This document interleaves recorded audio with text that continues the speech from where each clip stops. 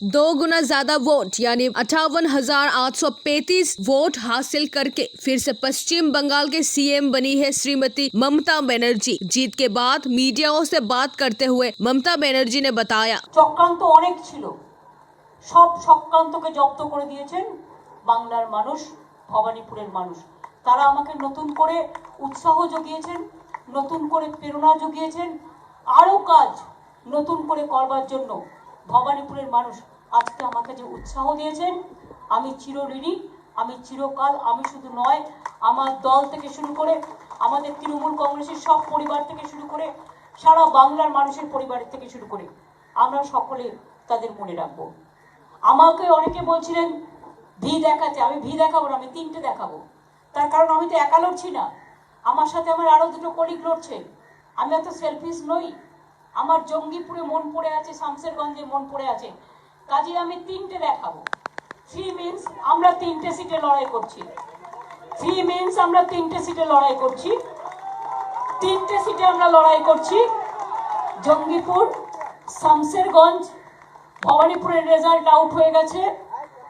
জঙ্গিপুরেও আমরা 45,000-এর বেশি ভোটে জিতছি, এখন হয়তো আরো বেড়ে গেছে, 55,000 হয়ে গেছে, ওখানে ভোট অনেক বেশি পোল্ড হয়েছে। আর শামসেরগঞ্জেও কত হয়েছে? শামসেরগঞ্জেও আমরা প্রায় 15,000 ভোটে জিতছি।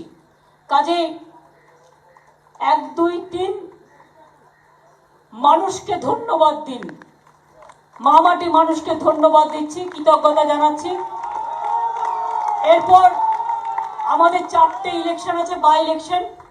আমি আজকে এই শুভ দিনে বাই ইলেকশন 4টে নাম ঘোষণা করতে চাই।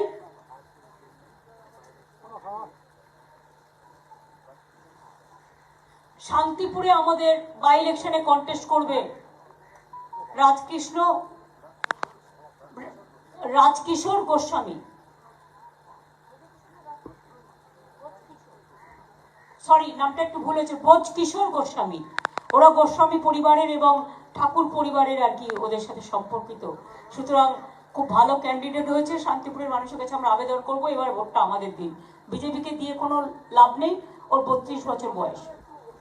উদয়ন গুহ দাঁড়াচ্ছেন দিনহাটাতে এবং খড়দায় দাঁড়াচ্ছেন শোভনদেব চট্টোপাধ্যায় এবং